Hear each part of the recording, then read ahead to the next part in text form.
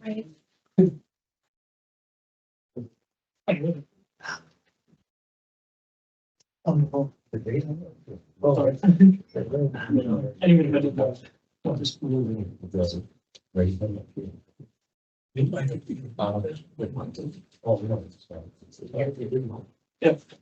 Hey, Eric.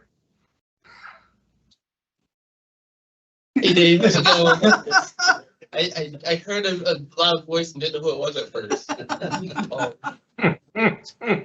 Good to see you, Dave. Nice to see you too. All right, I've got 5:30. Let's go ahead and call the meeting to order and start with the pledge of allegiance. Pledge allegiance to the flag of the United States of America and to the republic for which it stands, one nation, under God, indivisible, with liberty and justice for all. All right, moving on to roll call tonight, we have Councilmember Swanson, Councilmember Palmer, and Mayor Bombard present in the council chambers, and Councilmember Hill appearing remotely. Next, we'll move on to item number 3, consideration and approval of the agenda. On 8.3, Annette Weaver, if we could move her to the next agenda, she's not able to attend. And I don't see Becky, she just emailed me. Oh, she went to the wrong location, so then I'll just ask if we can move Annette Weaver to the next agenda. I'd like to move 6.5, the Pine City Youth Soccer Agreement to probably new business 8.4.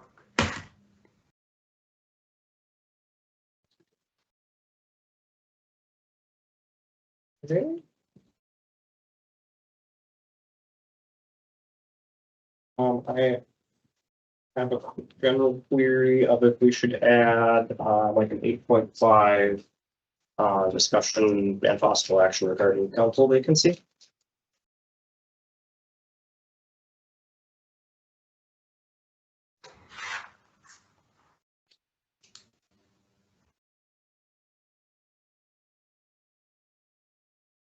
Any other additions or corrections to the agenda? Just one question, if we do push back those 2 applicants, is that gonna cause them to avoid any upcoming committee meetings? No. Great.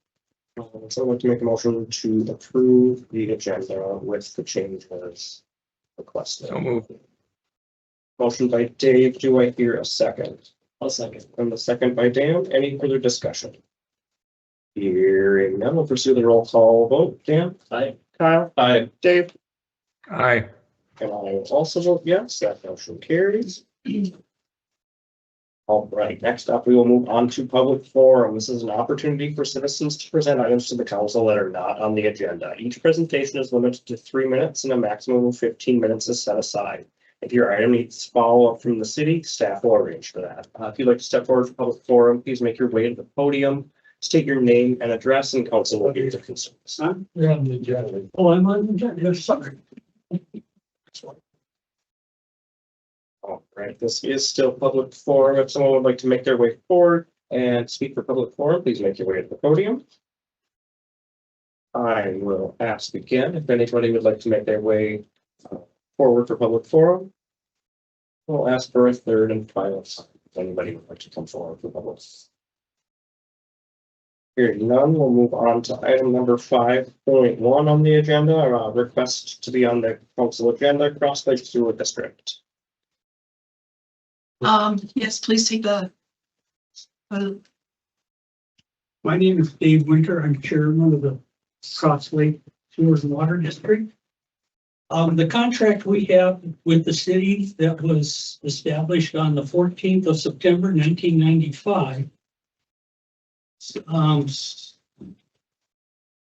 Section 9 says, at the end of each year, the financial accuracy operation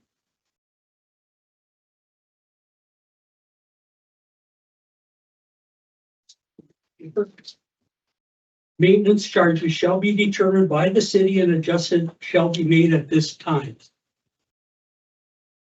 At the end of each year. Then on May 19th, 2015, we got a letter from the city council that expressed desire to adjust the rates annually to avoid any future spike increases. That was the last increase you made. And then all of a sudden now we get with the 125% increase. So you haven't followed the contract or the letter you gave to us.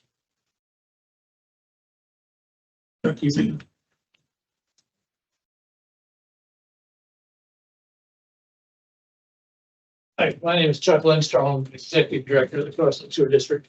The only thing I'd want to point out is, and first of all, we have absolutely no problem with adjusting rates. It should have been done a long time ago. We agreed to that. But Ellers, and I'm not saying anything negative about them, but the numbers that they gave the city were wrong. And I've got all the proof to back that up, and all the numbers that we get for the lift station flow rates come from the city.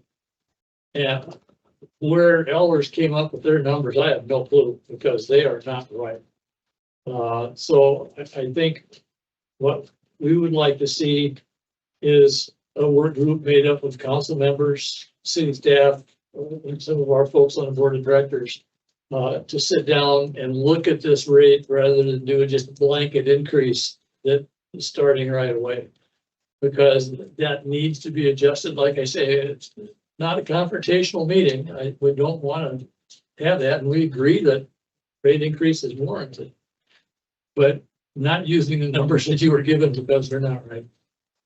I found one error already. Now, considering that we are paying the city based on a certain dollar amount per 1,000 gallons of flow, I've already found over a 3 million gallon error in their numbers.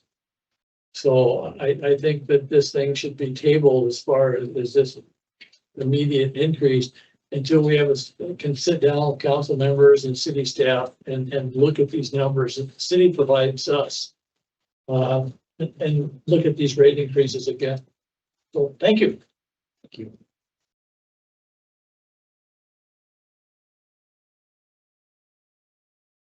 Great. Comments or questions from council? Marcy. Yes, I agree with him. This has been a long time coming. I can remember, when this whole thing started and I was a staff member and not in position of dealing with this. But the bottom line is that we've gone through about 15, 20 administrators since that happened. And I think that's probably one of the biggest reasons nothing ever got done. I think we've seen a lot in the last 3 or 4 years that we've corrected and made changes to that agreements and stuff. We found agreements that we were paying for stuff we never even had anymore and stuff. So kicking the can down the road is all we did in the past, and that's ended here in the last 3 or 4 years. So I agree with him too. I think if the figures are wrong, I don't know, where did Ellers get their figures, Marcy? they came from us through our utilities department. I don't know if they took into account the preserves, because the preserves and Cross Lake flow, and then what they do, but you use our rates too. So it'd be good to ask Ellers if they took into account the preserves. Well, I'd be in favor of that too, and I'd be in favor of Yeah. making the motion that we table this until and have staff put together a meeting with Ellers and Cross Lake and council members. Probably Public Works, if we get a director in place by that time, it'd be nice to have them there too. And that would be my motion. Did we not already vote on? Yeah, the it's already last approved. council meeting, so it's already in place, Dave. Right, okay, well, I'll amend my motion to this. We take it, and if Cross Lake doesn't have a lot of heartburn about this, if we could just continue on what we did, but we will, part of my motion would be that we would make adjustments if we find that we're in error with our figures. And Cross Lake bills quarterly, so there's no effect to their rate for the first quarter. So this Okay. gives us time to look into the accuracy for the flow rates before there would actually be a billing on their part Okay. to Well, then I their, think to we their have time. customers. Yeah. Is that good enough for you, Kyle? That's, I guess I'm kind of confused what the action is because we've already voted on the Yeah. rates. So I basically think you're giving direction for staff to verify where Ellers is getting their that's what my flow motion, rates. Mhm. that's what my motion is, yes. Okay, so we've got a motion from Dave to check the numbers Yeah. and work with our sewer districts and make sure that everything adds up the way it should. Yeah, include McCain on that too. Okay. But the rates are gonna stay the way they are until they're proven or disproven. Yeah, because it's already been approved. Okay. So we'll just research that we actually have correct flow rates for these rates. All right, that is a motion. It from shouldn't be Dave any to- trouble getting it shouldn't be any trouble getting that from Ellers before the quarter is done. Do you think, Marcy? No, I can reach out to him tomorrow to see if we could discuss Okay. this. Yeah, let's expedite this so that we get this done on time. Thank you. I've got a motion from Dave to dive into the numbers here a little bit. Do I hear a second?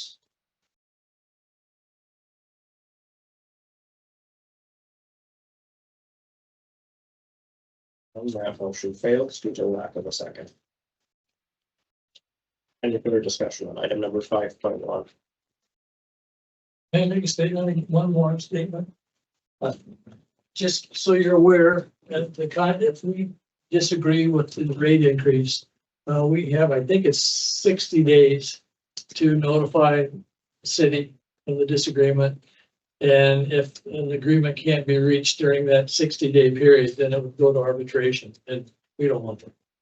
Like I said, that we don't want any type of a confrontation with the city at all. So, but this needs to be looked at. Thank you. Thank you. All right, any other discussion on 5.1? Hearing none, we will move on to item number 6, the consent items. Would someone like to make a motion to approve consent items with the exclusion of item number 6.5? So with motion by Dan I'll second. and a second by Kyle. Any further discussion? None. We'll proceed with the roll call vote. Kyle. Aye. Dan. Aye. Dave. Aye. Also vote yes, that motion carries. All right, next up, we will move on to old business, item number 7.1, Bob Marks fire bill discussion and decision. We did move it. Yeah. I actually don't see Mr. Marks here. He's right here. Oh, I'm sorry, I didn't see you with Snuck the in. hat on. The hat on, I didn't recognize you. I'm here. Okay, Go there. yes, please. I'm so sorry. No problem.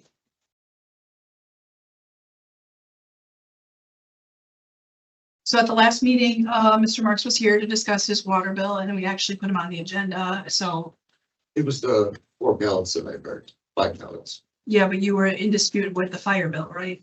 The fire Yeah, I bill. thought you meant the water bill like mine. Did I say water bill? You did say water bill, so I'm not- It's on my mind. Okay, I'm sorry. Redo. Mr. Marks. Water was bill's here. fine. He spoke at open forum last meeting, put him on the agenda to discuss his fire bill. Yeah, And we were able to get the redacted call log for you to look at as well. So please, any questions or how would you like to proceed?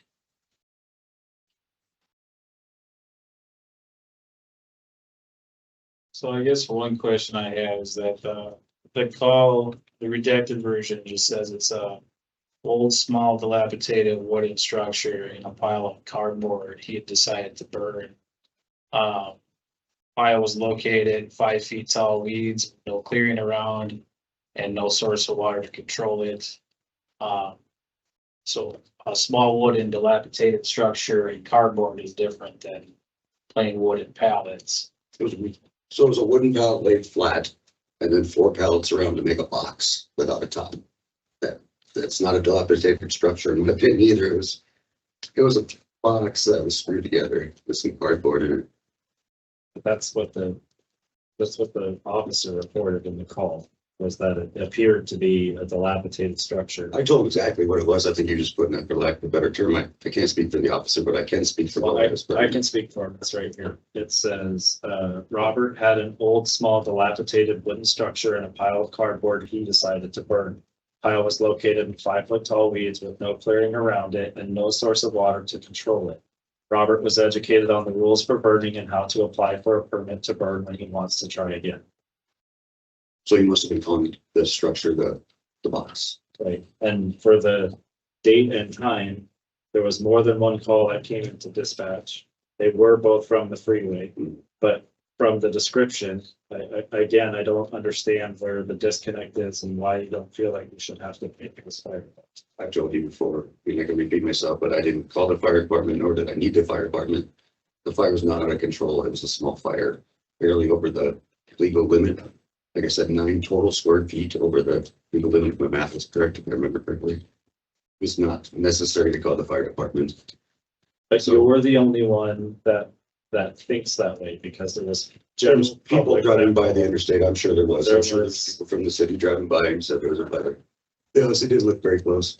that there were people, it's on the call here, it was people from the freeway that called, because it I'm not looked like, lying. I highly was aware of that. I assumed that anyway, I it guess. looked like the billboard, and it's August 10th at 2:30 in the afternoon, so it was obviously enough other people saw it a different way, and you seem to be the only one that was There's burning 2 the people, pallet. but the thousands or the hundreds that drove by, the other people, they didn't call. You're talking about the few people that called out of the handful of people that called out, the hundreds of people, if not thousands of people that drove by during the time and saw that it was nothing more than a little bit bigger than average campfire. And we don't know how many calls, I don't know how to read it, maybe there was more than just 2. Well, 2, I don't care if there was 20, that still doesn't compare to what, how many people drove by and actually saw what it truly was. Well, I can't speak why everybody didn't call, but there was enough I concern. can, because it wasn't a big enough fire to make the call for.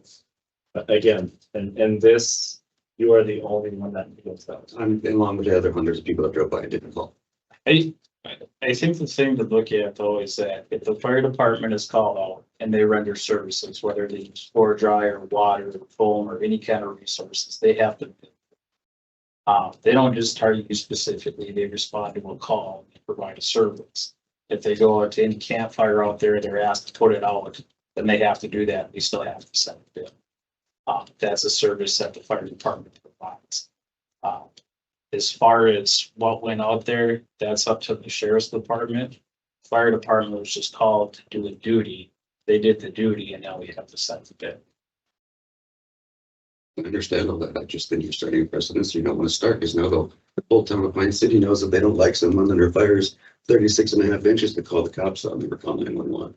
And That again, just, to me, that seems crazy that that's what we want to start. that you're not the first person that this has happened to. It's happened to many other people out there. And they go out and they have to identify what the source of the fuel is, and they decide whether or not they put it out. In this case, they had to put it out because the source of the fuel. So you got a bill for the water rendered. If it was just a brush fire, and they had a permit for just brush, would you? There was no reason for them to put that fire out. I could have peed on it and went out. And it was unnecessary, but if they're out there, they suppose they wanted to the water, like it was not necessary. It was not like control. It was a campfire just like anybody else has.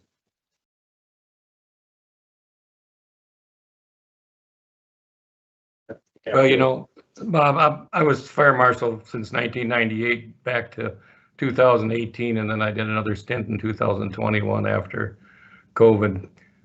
What happened to you, I probably seen hundreds of times. And many times the calls would come in from the sheriff's office to the fire marshal in Pine City saying, there's somebody burning something over in there. Do you have time to go over and look at it? So I'd go and look at it, and it'd be somebody burning something illegal. And then I would educate them and tell them, no, you can't do that. That's too big. You have to have a permit. We do even allow permits in the city of Pine City, but the problem is you gotta clear that first, and it has to be approved by the local fire official. And the reason for that is there's people out there that can't breathe fumes, and they could be. I've had many cases where people were immune deficient or they had lung deficiencies, and it could injure them. Now, in this case, it wasn't a problem with yours, but the statutes are on their book for a reason. And another factor that goes in there that Mr. Palmer was talking about, what the fire department's responsibilities are. One thing we never look at, and we should look at it really hard, every time that pager goes off, that poor fireman and his family are taking a risk that he doesn't get hurt and that he comes home alive. And just coming to a simple fire like yours can be very hazardous, because they could maybe a car could pull out in front of them and they couldn't stop because they're in a little bit of a hurry to get to the fire hall. So there's risks and dangers to the local firemen that we need to take in consideration. But what happened to you is on the books. It's a state statute. They don't write these things because they want to make people miserable. They write them because there's people they cause problems. And if I had a nickel for every time a fire got out of control that I had to go and look at, and they'd say, oh, I didn't think it was that bad, or I didn't think it would get out of control. We can't judge that when the call comes in. We only can judge that after it happens. So I sympathize with you. I wish at one time we never charged for any fires. I can remember back in the 70s. So, but things got a little more expensive, and they're getting a lot more expensive right now. The cost of trucks and stuff. So somebody's got to pay the price, and unfortunately, because you made the mistake, the permit process is pretty easy. It's $5 for a full year, and all you do is activate it by calling in. So I encourage you to take advantage of that process. I think it works very well. I appreciate that, Dave. Thanks for the explanation. And I have taken advantage of the burn permit now. But I do understand that the officer put his lives at risk. That's why I just wish there was other protocols in place, so someone could have called me, or they could have sent that cop out to the deputy out and say, hey, there's nothing going on here, instead of wasting taxpayers' money and putting their lives at risk, like you said. But I understand where you're coming from, and I appreciate your sincerity. Yeah, and I wish I would be at the fire marshal and they would have called me and I would have went out there, because I did go out to the rural many times, but it didn't happen that way. So I guess now we just got to get on with life.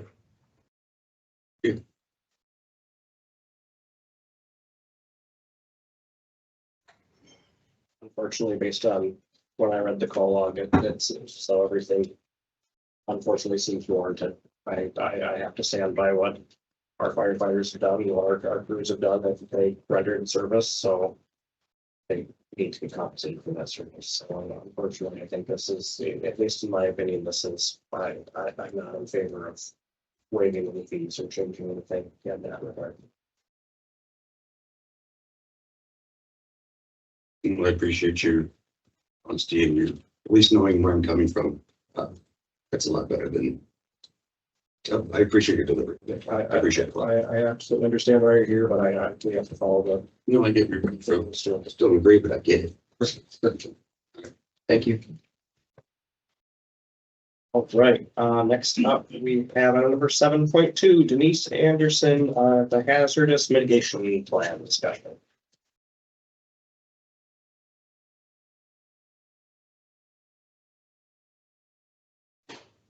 Denise Anderson with Pine County Sheriff's Office, Emergency Management.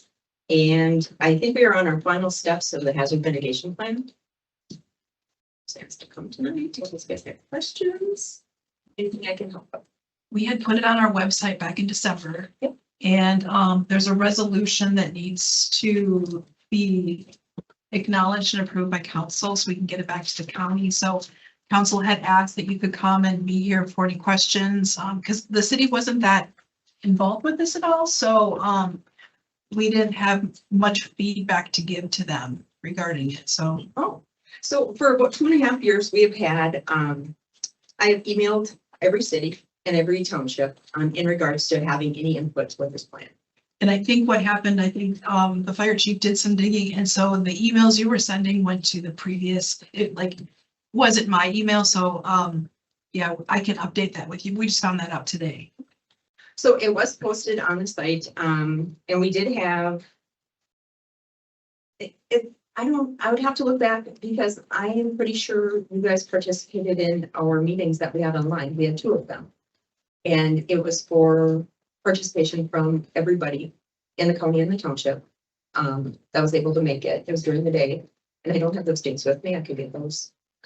I'm not sure. If you'd like, but it had. There was availability to talk about it and it was posted on our website. So I'm pretty sure there was somebody from your jurisdiction on that.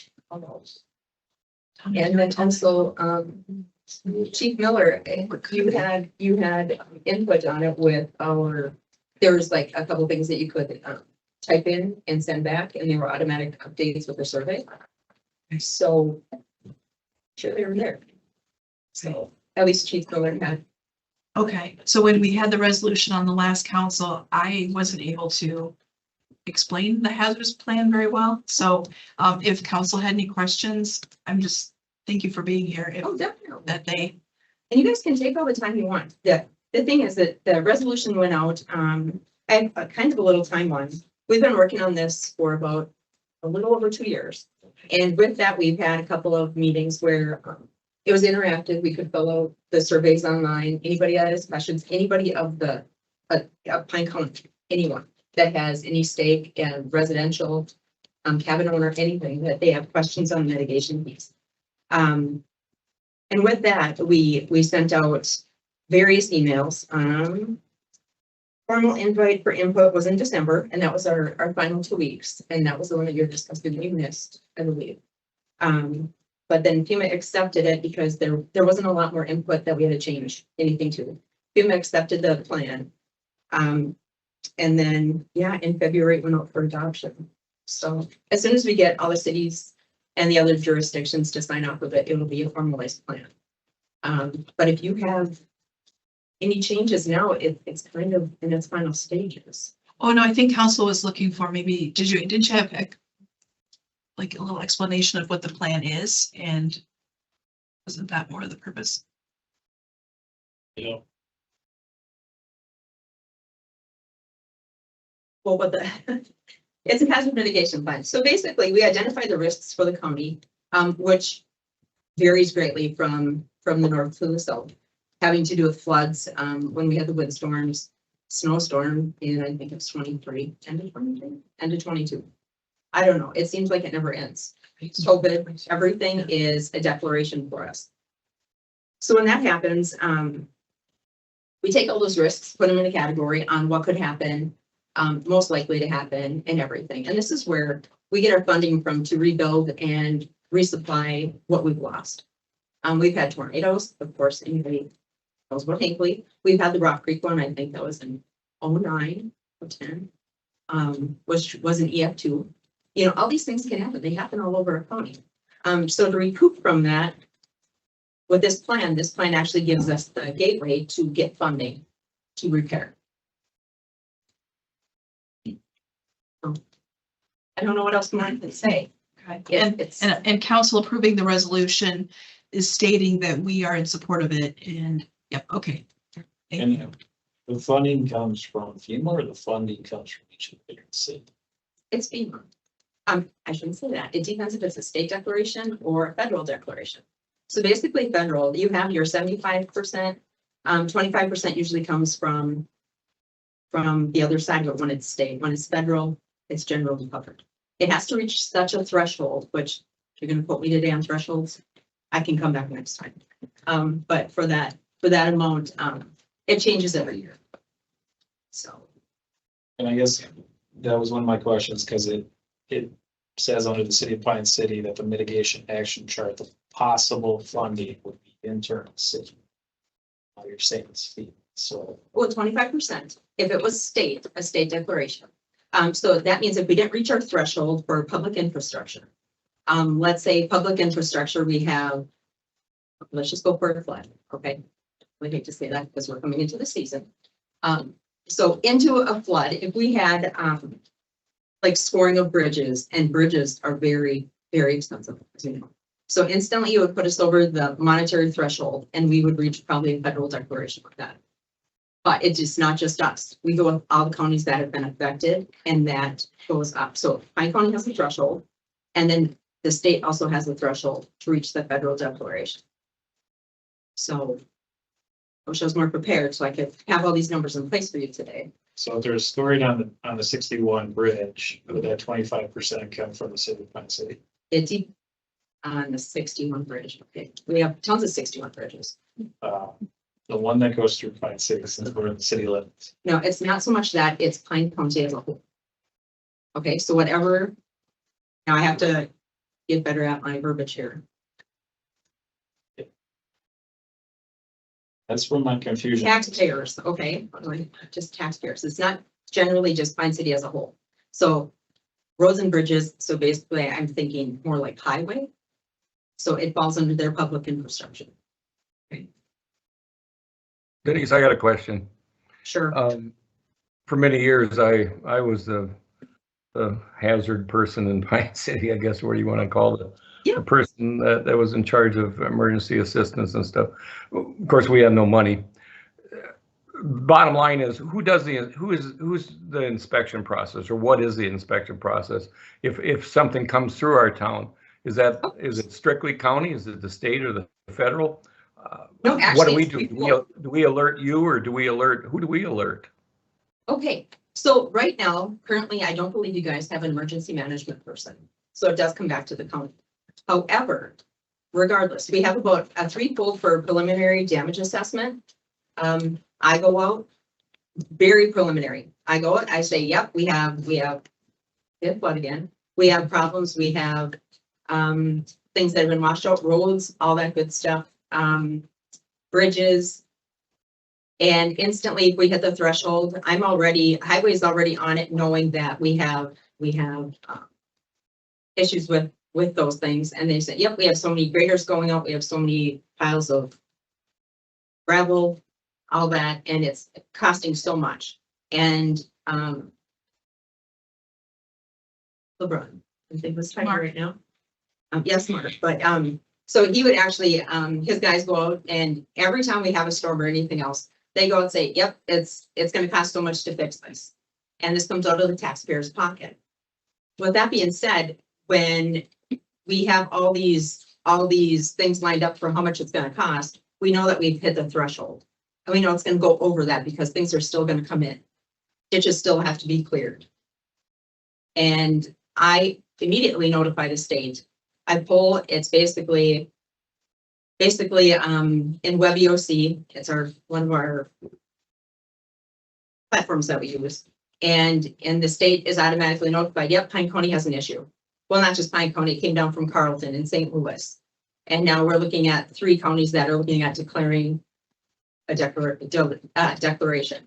With that, you have so much funding with that threshold. And then yep, so now we have to get the state out here.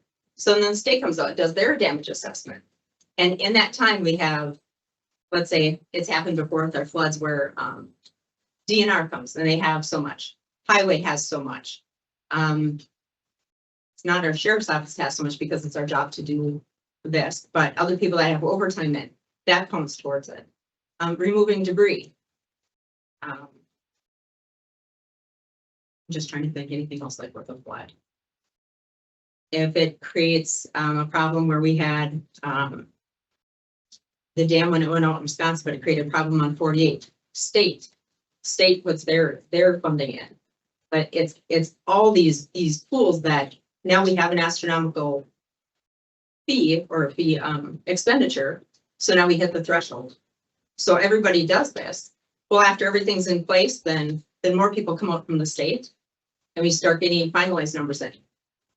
We have applicant briefings, and then after the applicant briefing, then we have more briefings. So all these people that have the damage, basically the talking heads get together, and then we file, and then they go through their process of trying to get back their monies.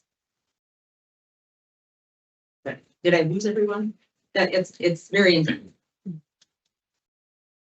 No, I was just wondering, in contact, I mean, do you have a specific contact person in Pine City that you contact, or if there's a disaster and you want to find out if we have some issues going on, or what do you do? Generally, Chief Miller and I are in discussion when things are going on. Okay. Okay. Well, I'm just trying to figure out who the contact person is. Thank you. Yeah. We generally like to work together when things happen, and that's why I encourage each city to have someone that we can contact so we can coordinate.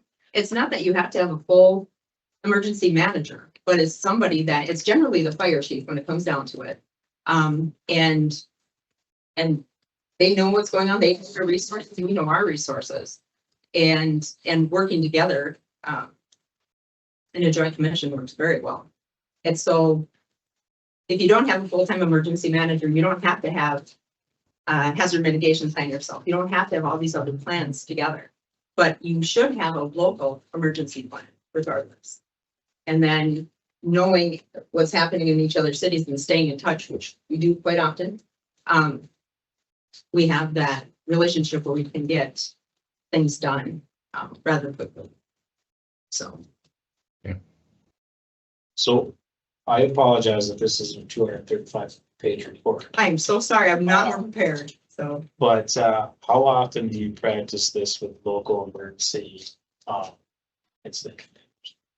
It depends. So we, each year, part of my job is to have 3 different exercises. In those exercises, we practice different things. We can practice sheltering, we can, it's not practicing, it's exercising. We had a bus crash many years ago. Currently, right now, I'm working on that with Little River School to have another exercise of the sort. We don't encompass usually everyone at one time. It's overwhelming. So you try to get into a certain jurisdiction and invite the outer people to help with that. So everybody can work together like they would with mutual aid. So it's 3 times a year is mandatory for me, if not. Less frequent catastrophes, a treat. Or, I don't know why you said that. That's horrible. No. or, the lake's gas. So there's, we have several different, something happens at the school. Where does that fall? So we do practice different things. And generally, when we look at our risk management, our risk assessment, I should say, we look at what's most important to you. What do you want to exercise? What do you see that would happen most? And with that, we tried to come up with a plan or an exercise that would encompass that. And we did have a reunification exercise that had to do with an active shooter down in Pine City. It's been a very long time, but it's still, we did it, and we had many jurisdictions, including EMS, lots of fire, of course, school people, all that, all in one. We did a train incident, and that was many years ago, let me say it. So that's probably coming right up. So that's fine. I don't like to say things like that. But Yeah. But we did, I could go through a whole list or have it available for you if you'd like. We exercise different things a lot. So, and I do go to other jurisdictions and get their feedback. I mean, we've had things with voting venues and everything else to exercise. So just because it's not happening right here, we're still getting the training and bringing it back to our agency. Other questions for Denise? I was thinking. I guess my feedback would be that if we're gonna implement this, I'd be worried that nobody knows what to do for 10 years. We'll blow the dust off a dusty old report. And because we never practiced it. And it'd be nice if the county were to have mandatory practice with the city of Pine City at least once a year to make sure that we're always practicing the emergency response plan, because otherwise we're gonna have something in place that you don't know how to use when the time comes. Okay, so I just want to be clear. The hazard mitigation plan is mitigating the issues that you have. It's minimizing what you need. The emergency operations plan is operations. That's what you want to exercise. And if you don't have one specifically for your city, I can help you. I can help you write one. So that might be an option. So unless Chief Miller, you have something like that? I know you guys did before. We have a binder. So the thing is, yep, we can work on that if you like, but we have to be specific. We can't just pull out the mitigation plan because that's not the right thing that we would be exercising. This is a mitigation plan. It's to mitigate issues and risks. So the emergency operations plan is to actually, it's for operations. It's for when things go down and who's going to respond. And I think we have a very, very good relationship with Pine City Fire all the way up the corridor, this whole county. We get together once a month, if not more, to do mutual aid, talk about what the issues are. And I get calls all hours of the day for things open.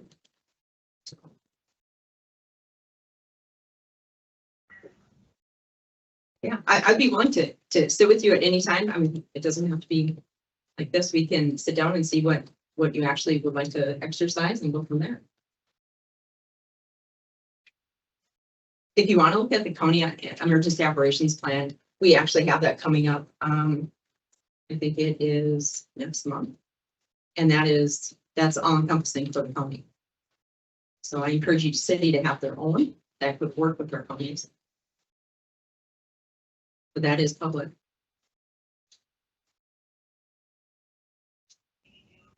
Yeah, thank you. Awesome, thank you. Any other questions from council? We have a point where we're ready to make a motion to approve resolution 2026-17, or do we need some more time to Thank you, Denise. Well, I don't think this is obligating us for anything other than the fact that we agree that mitigation will happen. Pine County will lead the mitigation, obviously. We have to have something in place. So I'll make the motion that we accept this resolution 2026-17. I have a motion from Dave to approve resolution 2026-17. Do I hear a second? I'll second. Second by Dan. Any further discussion? Now, this is a roll call vote. Kyle? Aye. Dan? Aye. Dave? Aye. I will also vote yes. That motion carries. Thank you. Thank you. Thanks for being here, Denise. Thank you, Denise. All right, next up, we will move on to item number 7.3, HRA Small Cities Development Application Discussion and Action. So last month, we had the discussion about the grant for the HRA building. And this grant application is due in April. Council was forwarded all the back information regarding the application, and I'm looking for council to approve this application, to move this resolution to move forward with the application that is due to the state. And as I sit on the HRA board, I abstain from voting.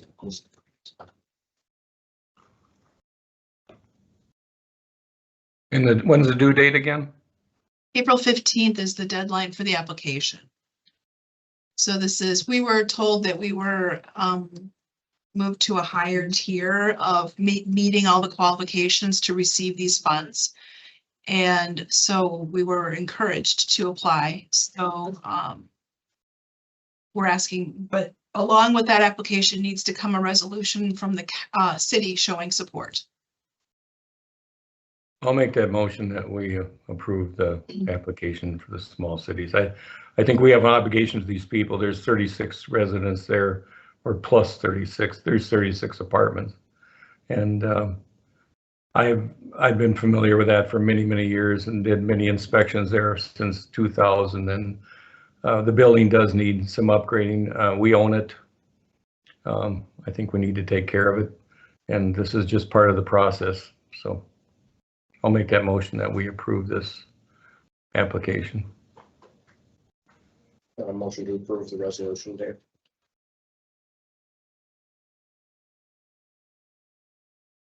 Is that a motion to approve resolution 2026-21? Oh, excuse me, I was looking at something else. I didn't see the resolution number. Okay. Yeah, I approve 2026-21.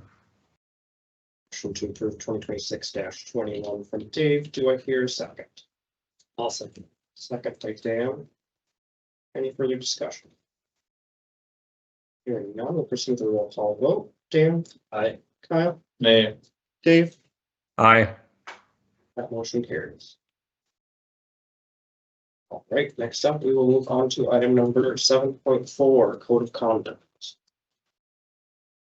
Staff had made the updates that were discussed, and if council has any additional comments, we can make those changes or discussion. Otherwise, if you didn't see any, possibly approve it.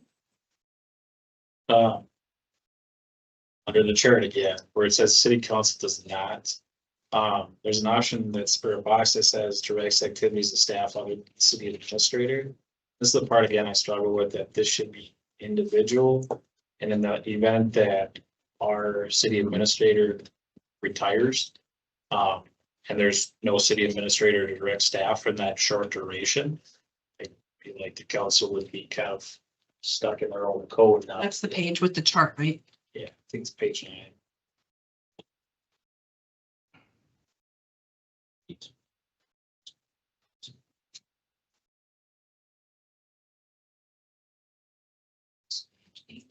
Okay. Would you be okay with staff making these updates and bringing it back to the next agenda? Yeah. Okay. One other question, fire and fire staff during an open meeting, with all council members present. It would be nice if we specified that this had to be a normally scheduled council meeting. And not if a bunch of councilors or a couple of councilors decide to try and call a special meeting against other council members who couldn't be present and would be in plan, so. During a regularly scheduled.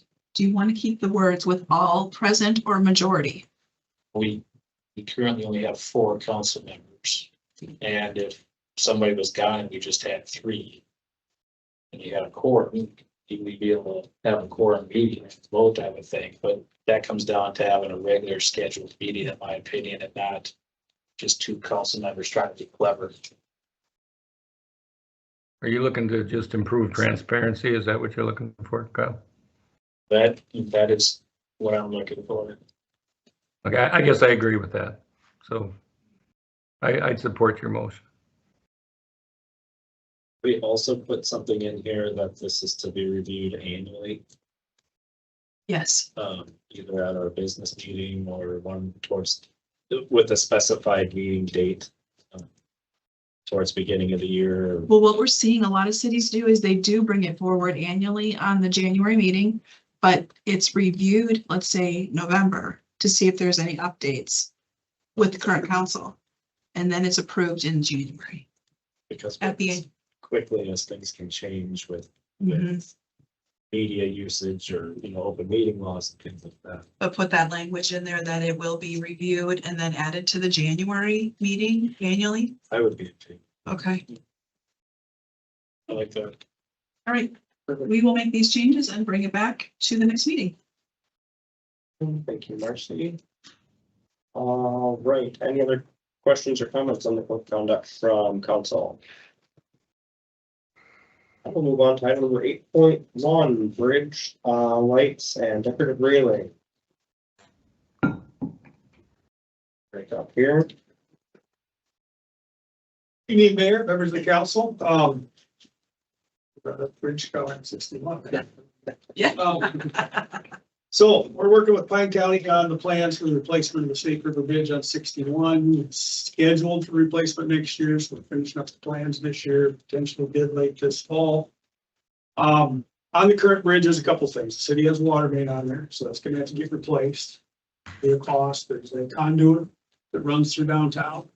That's on the bridge too. Assuming we want a couple blanks put back in there. I think there's only one utility using one of them right now. But along with that, the current bridge has 2 lights over the sidewalk on the west side. The new bridge is gonna have a sidewalk on both sides. We're recommending putting 2 lights on each side over the sidewalk. But the lights that are downtown or south of the bridge are not rated for being on the bridge. So in your packet, there's some close options, that we could look into and use for pricing if the city wants to include that. And also, is there interest in including a similar railing that was used on County 7 Bridge? Because that's an option. There'll need to be a railing on along each side because of the sidewalk. For height restrictions and that type of thing. So if those are something the city would like to consider in the final design, we can put them in there as we're wrapping that up and come to the cost. Share on what that would be. There is a percentage used on these projects towards aesthetics. So I'm not saying it's not going to cost the city anything to do that, but I'm not going to say it's going to cost you everything. But if you're interested in the 4 lights and if you have a hard burning desire of any one of the lights in your packet, let me know. Otherwise, we'll pick something very close. It'll be LED, and if you're interested in matching the railing or doing something similar with the logo like we did on 7, that can be easily included. We still have all our template information. So if that's what the council's interested in, we include that as we start getting to the final end here with some preliminary cost estimates and come back at a future meeting on potential city share.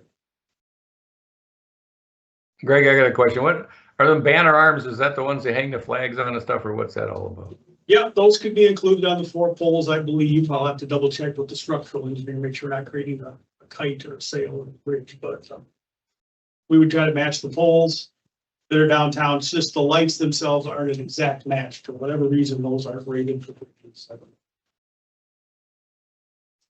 The lights that you have in here, is the lighting redirected right at the street, or do you get Yeah. pollution?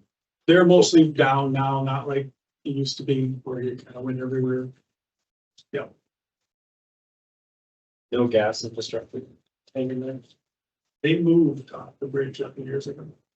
Is the sewer and water main gonna be part of the preliminary cost? The water, just the water. main, Just not water. bridge.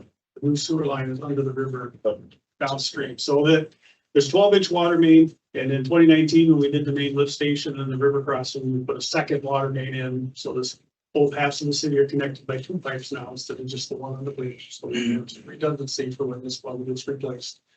So we're proposing a new one. It'll be hanging from the bridge, insulated in material that allows it to move with the bridge. That will be a city cost, and I'll bring back once we get to the final design. What is the size of that water line proposed? 12-inch ID to match what's there. Would it make There it, might be 10, but I think we're gonna go with 12. That's what we have under the river. would it make any kind of sense to go bigger than that? I don't think there's a need to go bigger. You just have more water sitting there that you don't want to freeze. The bigger it gets, the harder it is to get the water to move. These are insulated, yes, but I think we just match that 12-inch ID. We have a tower on each side of the river too, so the city has some very good redundancy when it comes to the water system. I recommend just put the one back up here. So Well, you had a lot of different choices on the light bulbs there, Greg. I guess, why don't we just match what's easy to replace? Do we replace them, or is that something ECE does? they're the city's responsibility, including the bill.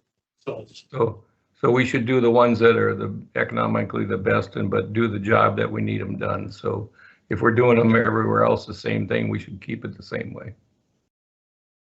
We'll find a couple that match that seem to be reasonable with that price. This could be the beginning of our LED transition. Yeah, I think so, yeah. With them being LED, do they have a longer lifespan? Explains the We've lifespan. seen that, yeah. I do like the idea, not to shift gears totally away from the lighting. I do like the idea of having the railing kind of match what's on the freeway bridge with the next shape to it, the Pine City logo. I think that would look pretty sharp over the river. And I think it might also help. But it would help from people fishing and doing things over the edge of the bridge. So you're supposed to do off the edge of the bridge. I don't know, that cast is a extreme cast that we don't need. Usually who looks at it, the people that drive through town or the folks that go on the river kind of thing. On 35, it makes a lot of sense in my mind, but. I don't understand it. It's something that we could have some. I'd recommend let's put it in there and we'll see what the city share is and cut that.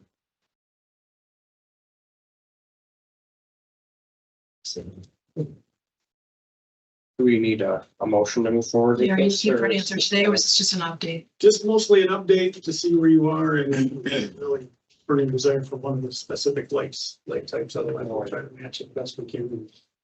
I will say I spent quite a long time trying to figure out what the differences were between the lakes. That looked pretty much identical to me. Yeah.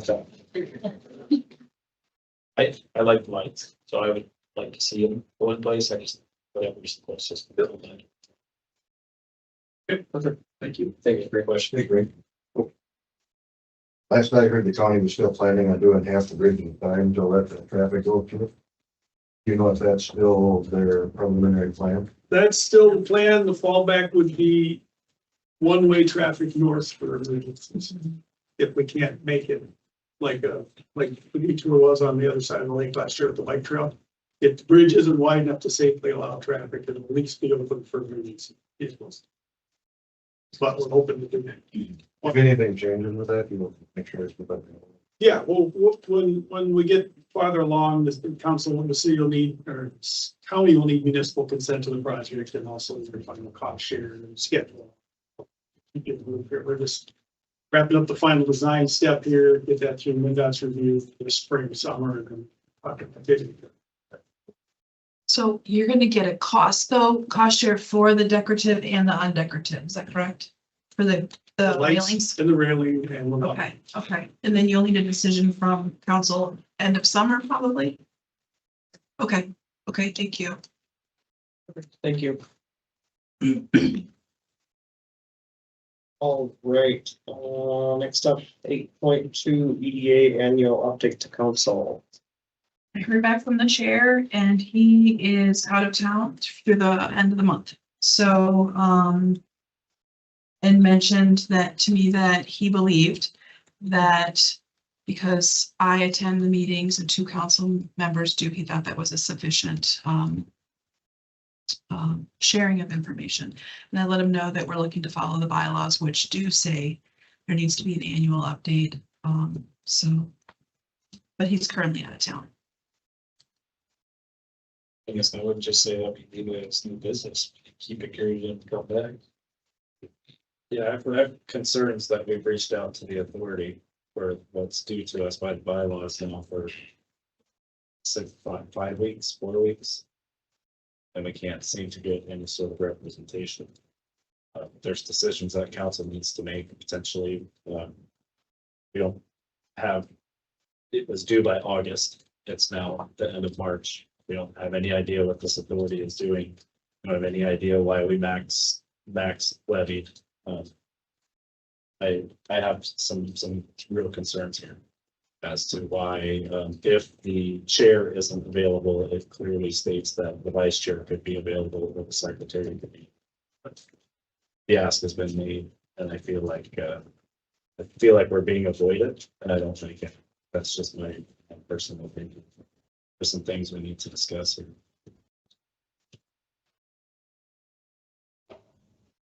I don't disagree.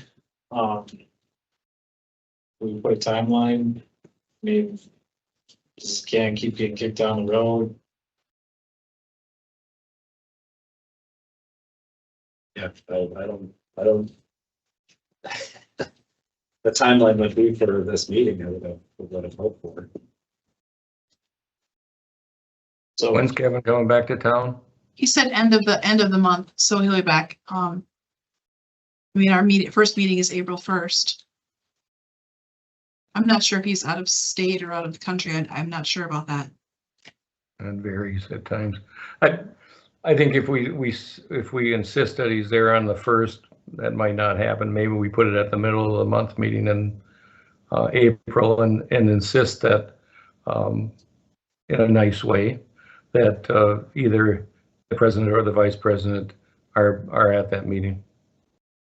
I think we've already done that twice, Mr. Hill, no disrespect, but And this isn't a request, this is an obligation they have by bylaws of that board. This is supposed to be presented to us, and it continually has not, so I think the buck needs to stop somewhere. Because Okay. it just keeps continuing to slide, and I don't. Okay, I guess I understand that, Dan, but what's our alternative? What alternatives do we have to this? I mean, what is our options? I mean, do we just take over the EDA or what are you saying? I guess I don't understand. It's a possibility. Well, if It's a that's, possibility by resolution that the council could take over and build the EDA from the ground up. if you feel that strongly about it, I don't have a problem with that. I just said, we either got to take action. I don't know what other action we can take. If we don't allow more time, then I guess then we have no alternative but to do what you're thinking. I don't know. Anybody else has any other ideas? I'm really kind of split on this one because I get what you're saying, Mr. Hill, about this, and at the same time, when is the last time a presentation was ever given to us? If we go clearly off the bylaws, it hasn't been followed. So if we give them more time, are they just going to keep dragging it out? Are they going to be there just to fulfill the requirements? And then looking back, they've been kind of dropping the ball over the years because I don't remember the last time a presentation was given. And I think you're right on that, Kyle. But I think we've shown in the last 3 or 4 years that the council has tried to change a lot of that mentality. And I think we understand, we have a lot of people doing a lot of volunteer time on these boards. And I'm not saying that we should allow more time.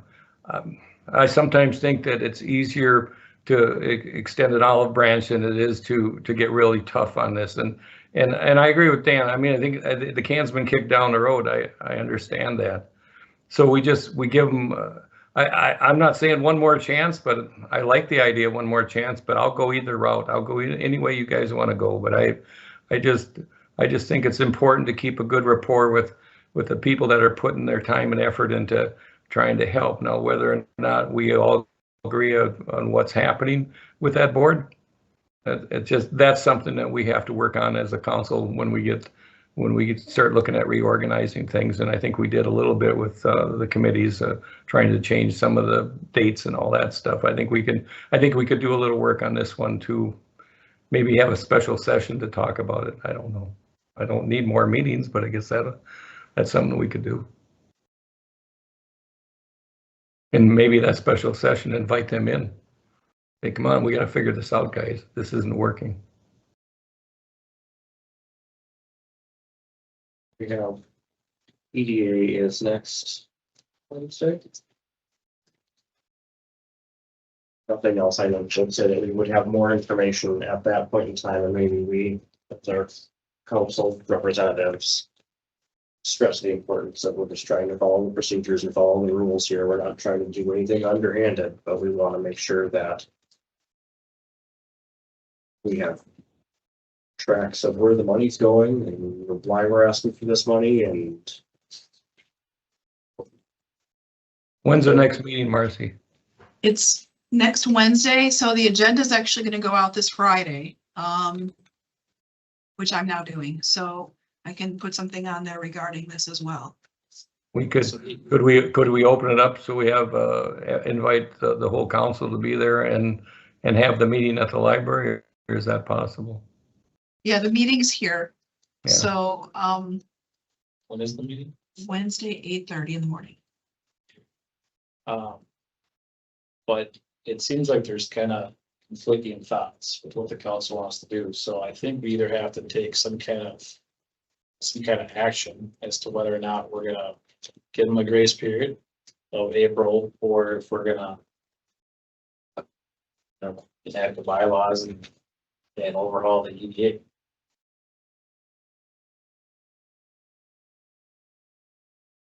Technically, if I sit on that board, I don't know if I can vote.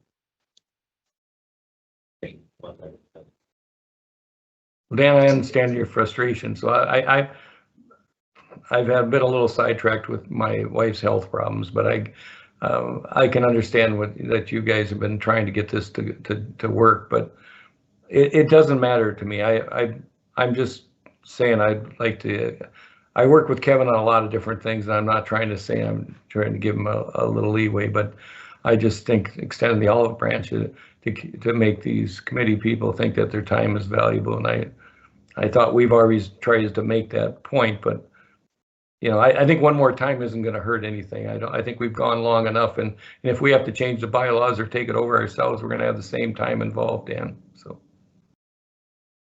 I said if we don't get anywhere at that time, then I agree with you. It's time to make some changes. But I'll do it either way. It don't matter. I think it'll be pretty apparent at this next meeting if there is a willingness to move forward or not. I guess here's another question. If two council members sit on the board, do we even have enough councilors to take action on whether or not we table it or we enact the bylaws? I guess we can't table it if it's in bylaw violation by what was agreed upon in November. Okay. Two of us could abstain and there would be two of them.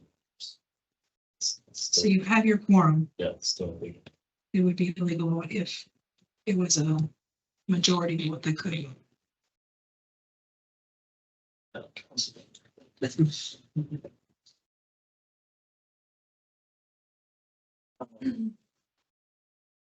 So am I directed just to bring back to the next meeting? Our next agenda? Want to work with legal a little bit and see whether. So I guess I'll make the motion that we table it, we bring it, we have one final invite in April. And we also run it past legal to see what our options are if it's not. That would be my motion. So they have an olive branch and we're also reaching out to the attorney on our side. I'll second that motion. Second by Dave. Any further discussion? None, we'll proceed to roll call vote. Dave, Yes. Kyle, Aye. Dan. Abstain, I believe. I don't know that we're. Or can I vote? I think with It's each. just an agenda item, so Aye. And then I will also vote yes. just to verify, council's asking for it to come back to the April 1st meeting, correct? The first First. April meeting, I don't think that lands on April. It is. Oh. April 1st. It's April Fool's Day. Yes, it Kyle. is. It'll be a fun evening. Oh, great. Okay. All right, next up, we will move on to item number 8.3, committee applications. Yes, thank you for your patience.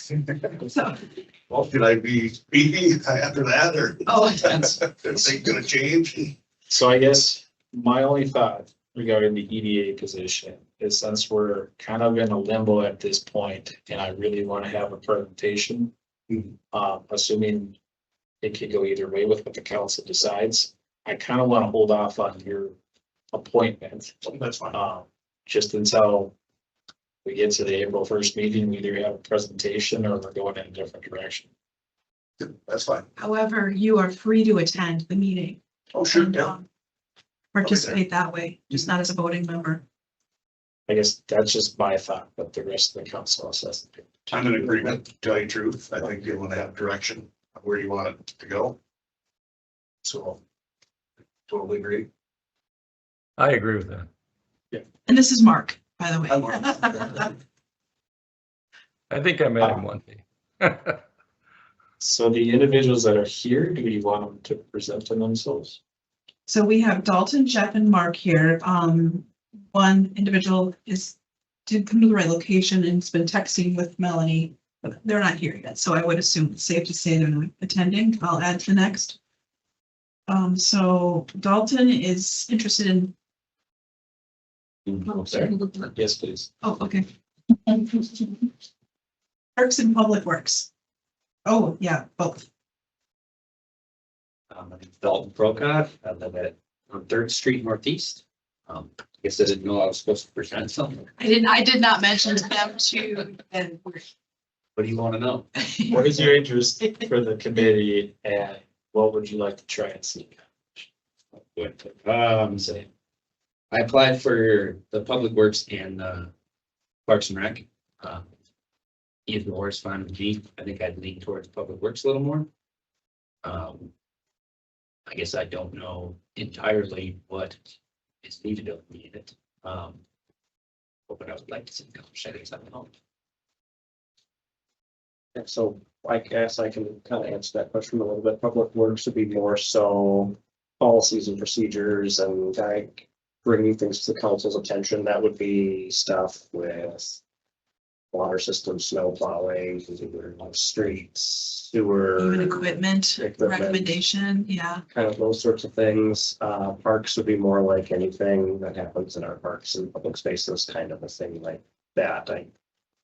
The way it read, it seemed like Public Works was more what you described, and then Parks and Rec was kind of community events, outreach, that kind of thing. Mhm. I think I'd probably be a little bit better at the Public Works side of things. Yes, we're doing the buildings. Actually, I think. Yeah, because there's a meeting. Is the time going to be an issue for you? No. Okay, perfect. So I guess I would make the motion that we add Dalton Prokop. Yes. Public Works. Second motion by Kyle. Hit by Dan to add Dalton to the Public Works Committee.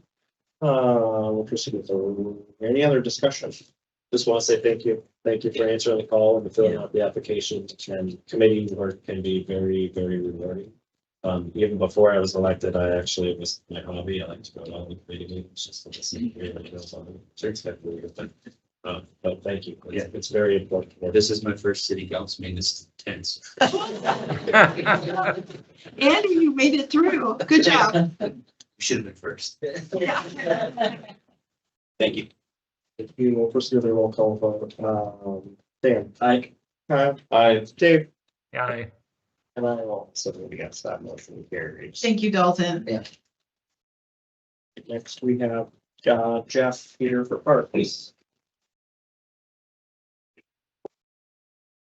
Jeff Overts, just my wife and I bought a home. I'm from the cities. We bought a house a couple years ago on the Snake, just upstream a little to the west of the fur trading post. So technically, I don't think we're in the city. I'm not in the city, so I might be going rogue here, but I was on when my kids were growing up, we lived in Victoria, Minnesota, western suburb, kind of on the fringe in the early 20s, 2000s. Was on the Park and Recs board there. That was primarily at that time, there was a lot of growth going on there. So a lot of the work with the Park and Recs board was developments and common spaces within the developments, playgrounds, walk spaces, things like that, which was mostly what I was involved in. What is the mission statement for the Parks Department? Do they have one? I mean, is there a special area that they are focusing on? I mean, I do know they have a mission statement because we were working on it for a long time. I just don't know it off the top. okay, all right. So I worked in public, in the Parks Department, in the city of Victoria. I've coached for 30 years. I've got a construction company. About 70% of our work is in multifamily housing. So I do a lot of common area stuff, which would be in the last, say, 10 years, a lot of dog runs, a lot of common area barbecue pits, a lot of playground stuff. We put a lot of playgrounds in multifamily apartment buildings. So it's a lot of dealing with the needs of the residents and what the management company wants us to do and what the ownership group will spend the money on. I'm excited to volunteer. I've been doing it a lot in my life. Like I said, I coached for 30 years. A lot of it paid, but a lot of it volunteer as well. And just be nice to get involved. And if this doesn't work out, if there's a better candidate, I'm more than open to doing special project or whatever. So that's all I got.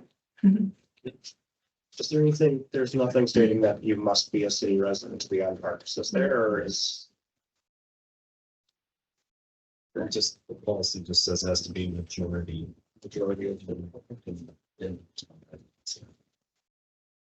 Yeah, Well, around town. Again, over the Everything's in years, we town valued, currently. again, over the years, we valued a lot of the rural people coming in and helping us, because Pine City is just as much their town as it is our town. And I just wish they'd pay more taxes to us. But anyway, I can't always get that, but no, but there's a lot of good input from there because they use the city just as much as we do. And so it's, I think the majority, I believe the majority has to be from city residents. So I don't believe any of our committees are overloaded with rural people, so. I did have, I don't know if this is appropriate or not, but I was gonna back up a little bit on this lighting thing that he was talking about on the bridge.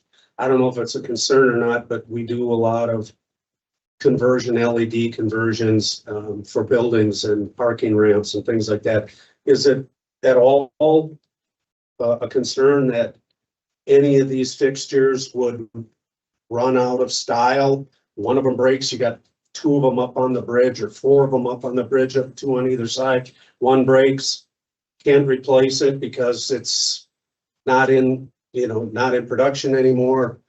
China's not selling them to us anymore. And now we got to do all four of them because one of them doesn't match, or does it not matter if it matches? I don't know. Is that a concern at all?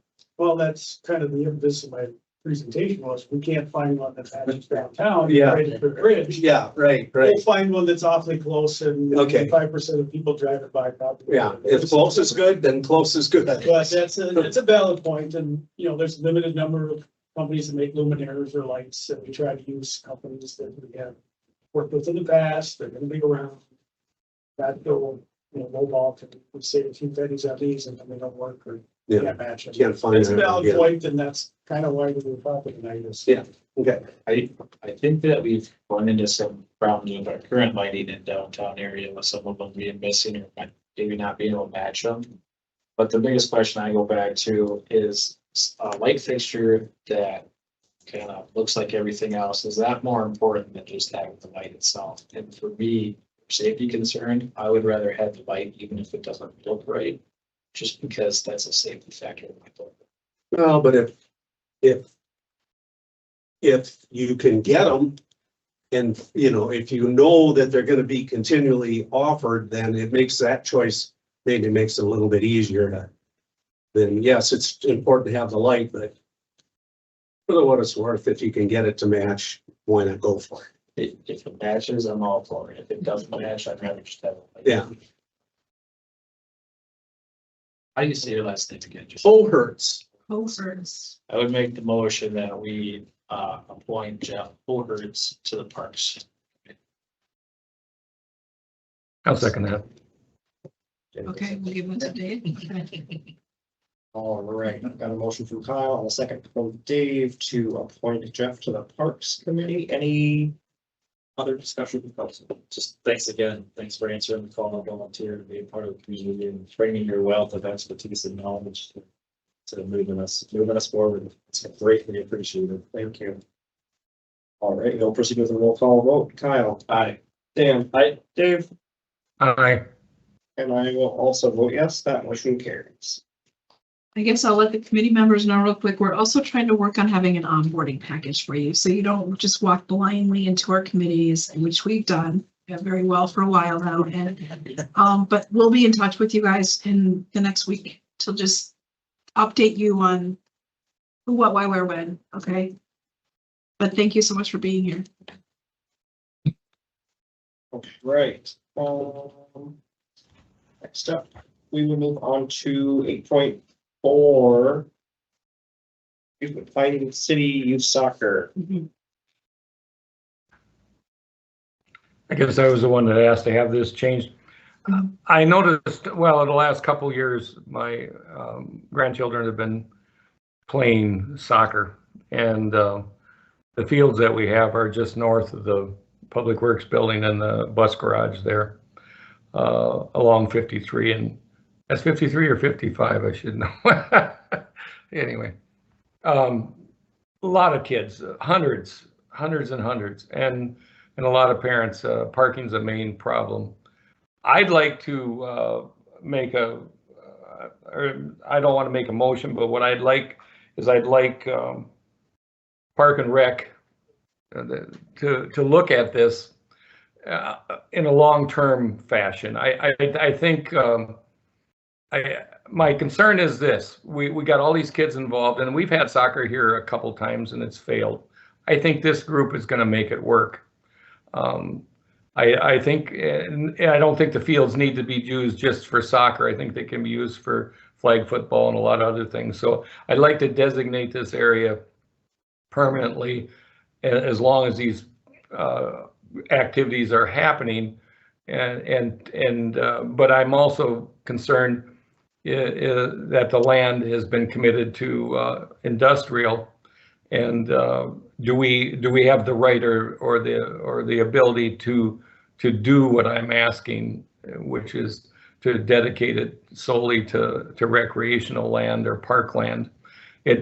One of the reasons I think this is a good idea is that, you know, it borders our new water tower and water treatment plant. You know, at some point in the future, probably way beyond my time, we might need to expand or put other services out there, and maybe we need to use the land instead of for an industry or whatever. You know, we are talking annexation. Maybe that's where we do have more land north of the lagoon that could be used for industrial, and it already is zoned for, I think, light industrial, if I believe, right? I don't know exactly, but the bottom line is I'd like to see Park and Rec look at this, see if this is a viable option, and find out what rules and you know, who owns this land. I mean, does the city actually own it? Is it EDA that owns it? Who owns this land? I mean, there's a lot of variables that I can't get answers on, and I'd like to get those answers and know that. But I also, you know, instead of doing an annual thing, and one other thing in there, is Brock there? Because I can't see him where I am at. But no, he's not here tonight. Okay, would be the one part of the agreement that talks about concession or that we are obligated to pull that license or whatever. I just don't understand that. Maybe that can be explained to me by somebody. I would think that if we provide the license, then are we accepting the obligations if there's a liability problem? Maybe somebody gets a bad hot dog or something. I don't want to have to pay for that. So I guess, can I get an answer on that, or is that something we have to? Yeah, I did some digging today on the concession side. I don't have answers, but I do know it's always been there, but I don't know why and what for, and if the city really does it. The city does not?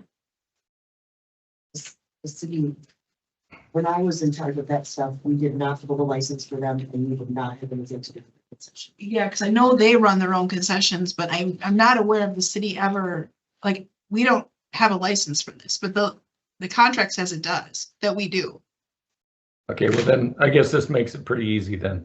Yeah. Then I'll make the motion that we table this till the next meeting until we can get clarification on that, because I don't think we should be signing an agreement on something that we don't know exactly why it's there.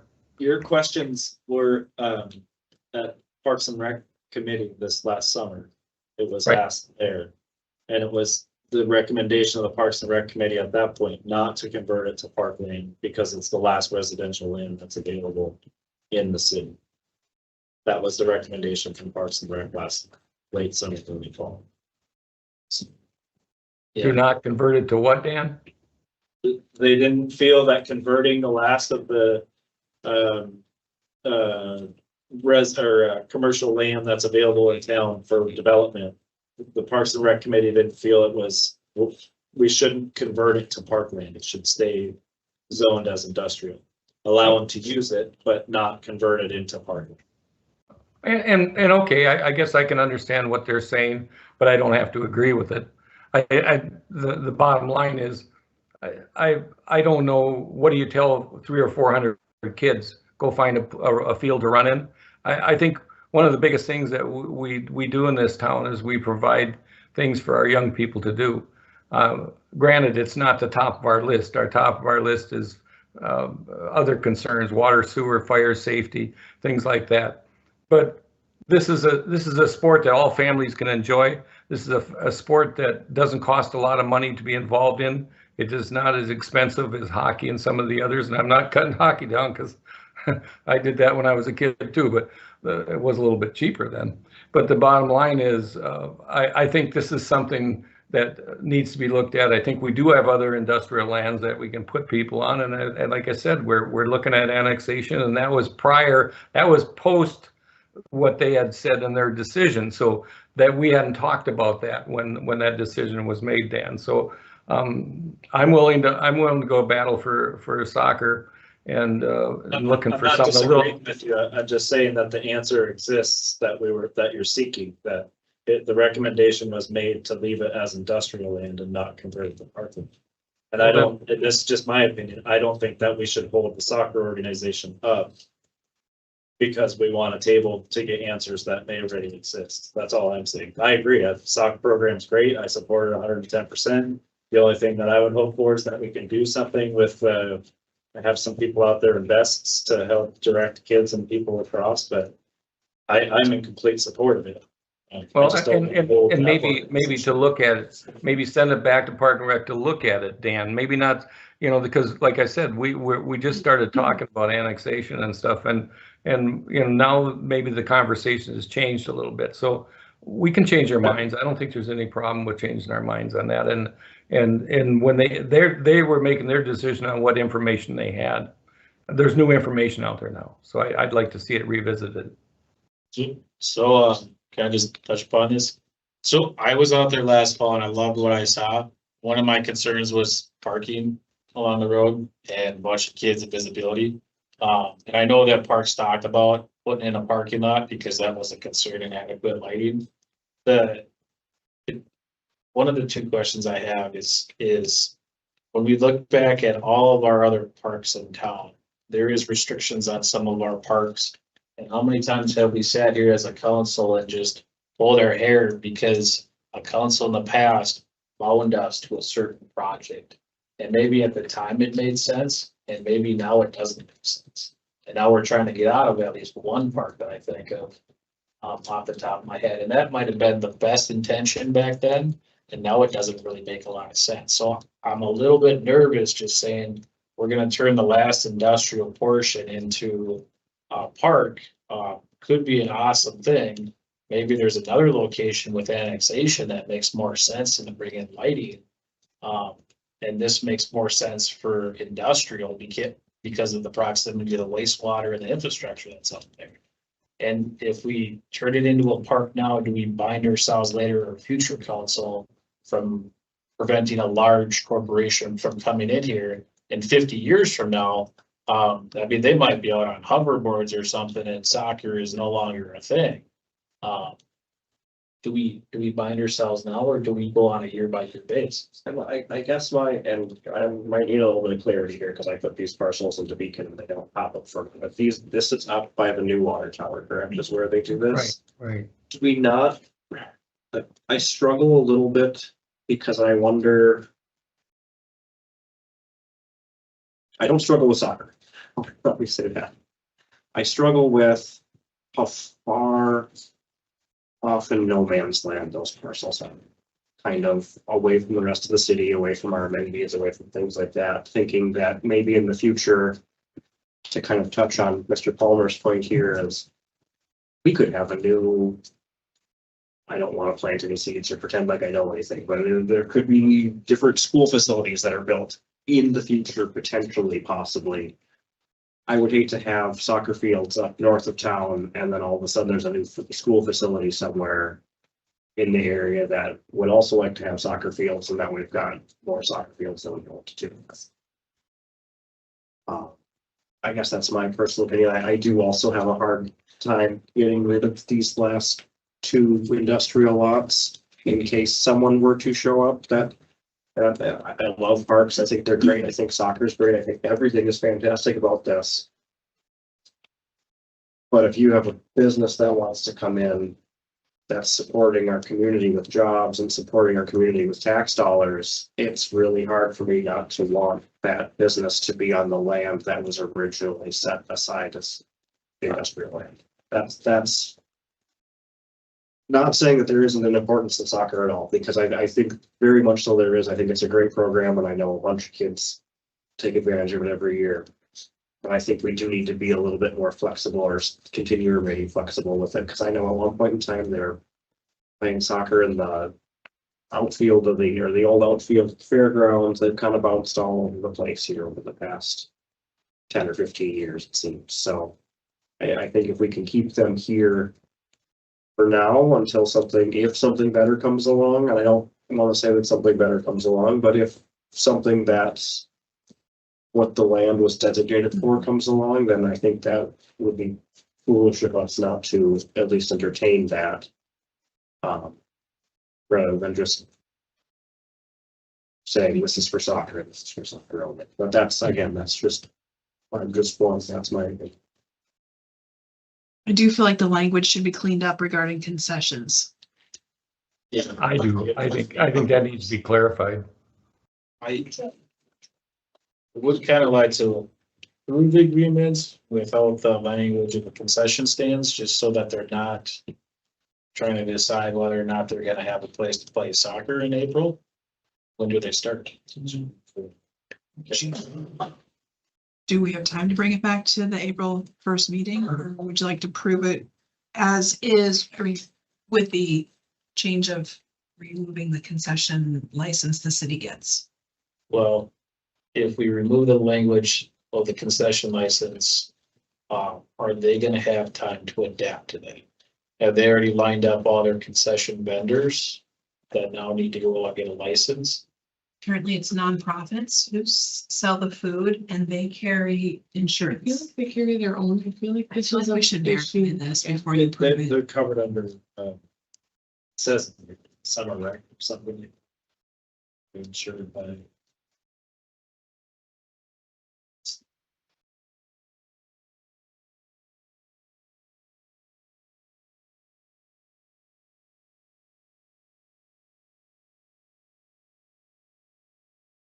So what you're saying is that they have their own insurance? They have their own insurance. Okay. Well, I don't have a problem with it then. I didn't get clear, that doesn't say that in there, and I didn't get that answer when I asked. So, I don't have a problem either way signing it, but I didn't want us to be the sole owner of the liability. I guess that doesn't make any sense to me. ICBU Soccer has agreed to be responsible for garbage cleanup and removal, chalking the fields, rental of porta potty, background checks, staffing the concession stand, youth registration, and insurance coverage through community education. So they're all fired for sales. Yeah, but that insurance through community, is that for someone getting injured, or is that for someone eating a hot dog that's bad? I mean, there's no clarification on that, Dan. Can't get insurance for food poisoning. What's that? You can't get insurance for food poisoning. Well, if you're running a concession stand, these people that run these food trucks and stuff, they have insurance if they get people sick. I don't know that the city annually gets a copy of their insurance coverage. I don't know that we have that, which we should request. I think we should request it.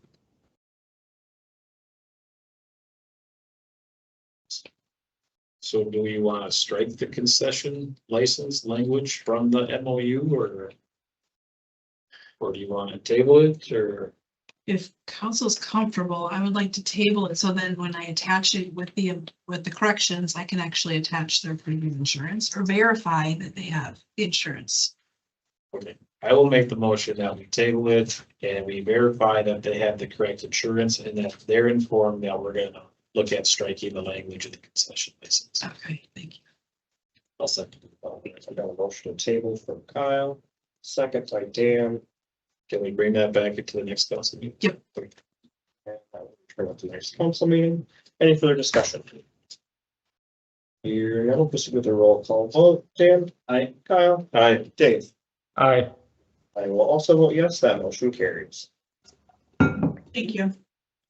Right, next up, item number 8.5, discussion and possible action regarding council vacancy. I just wanted to throw that on there and see if we had any thoughts on how we wanted to proceed. Way to talk about the elephant in the room. Since you brought it up, Kent, then expand on that, please. Just the thought was, I think in the past, we've done applications and some interviews and other things like that. I don't know that that was done when I was appointed. So we've done it two ways. We've either put it out for applicants. We've also talked about just inviting past council members, but putting it out for applicants with the concern that the new applicant would be a runner-up or a good queue to be voted in at the next election. In your case, we went with the runner-up in the election when we appointed you. And the nice thing about that is that is the people speaking about who they want. Think if we were to follow that trend, would it be Ms. Davis? I don't think so. But I believe so. I believe so. And I think I only beat her in votes by like 11 votes, if I recall. I want to say 35. Was 35, as much. I guess I kind of like going that option better just because that's the will of the people. And if we had an option to wait until the end of the year to be voted on properly, that would be my ideal situation, but I think we're kind of constrained by our process here. Not everybody can always attend or we're running into cases where like EDA, if you can't vote on it, then we're For a weird situation or weird spot. Let's see, if we make it to the election, we can appoint them right after to fill it in, so we have a 6-month gap. So do we follow the process we did for you? Do we follow the process before that? Or do we somehow sideline it until the election? I like the electorate speaking.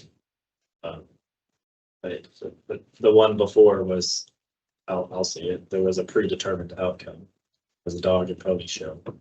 And I don't want to go through that. I'm not saying that that's what kind of council and kind of staff this is. But the will of the voter carries a lot of power. I'm not opposed to any or all of the answers. I guess I should say this. So I guess I prefer listening to the people. Do we have the option to table it until the election, or do we need to? You're showing discussion, so there is no time constraints. Running the problem of having a shortcut. Right, I know I've been with a newborn at home or a 1-year-old at home. I've been sick a lot more. We're lucky to have you here today. than, Yeah.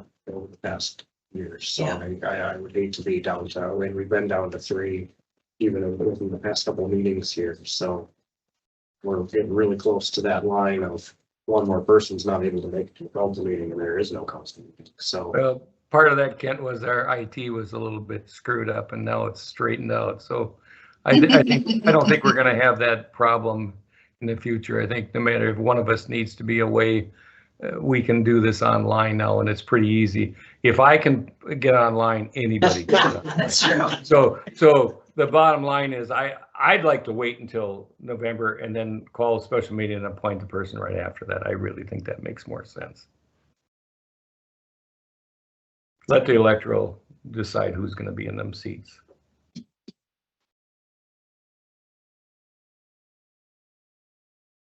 Can it be a temporary replacement? So that the person gets on for only a certain period of time until their election comes again?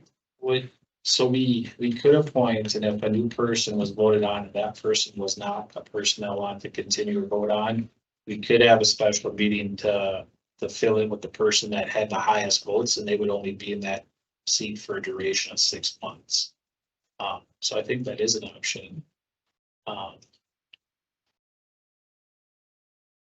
I'm trying to think back to all those issues we ran into, Dave, where it was four of us before, and sometimes we could have quorums and sometimes we couldn't have quorums, and all the committees and all the projects. Well, I think that was at a different time of the year though, too. I think we had a lot of that was after the first, during the Christmas, January, February, where we have a lot of stuff going on, the first of the year stuff. This is pretty much spring to summer, and our decisions aren't as critical, I don't think. And I think we can cruise into November without too much trouble, but that's just my opinion.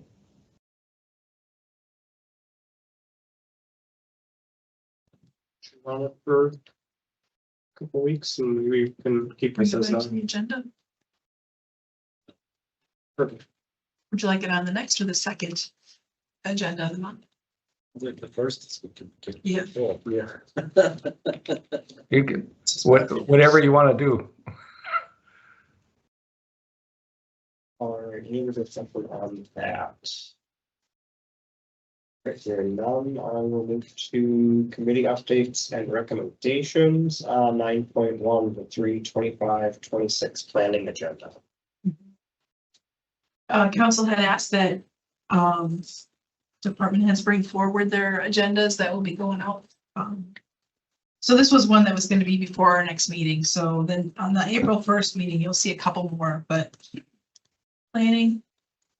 Tabitha mentioned there was only one change. She met with Counselor Swanson, and she mentioned there's one change, but it was something minor. Let's see.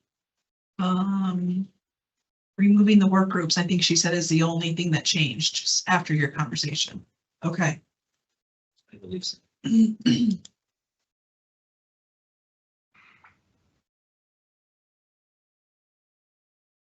Any other action regarding that agenda?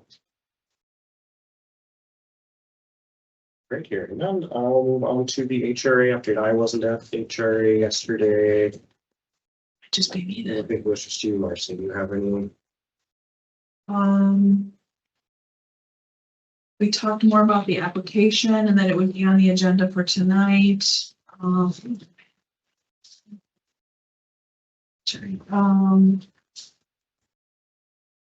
SMR presented, they discussed their funds.